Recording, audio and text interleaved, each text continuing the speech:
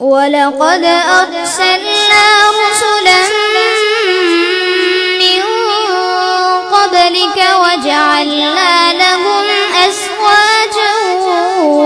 وذرية وما كان لرسول أن يأتي بآية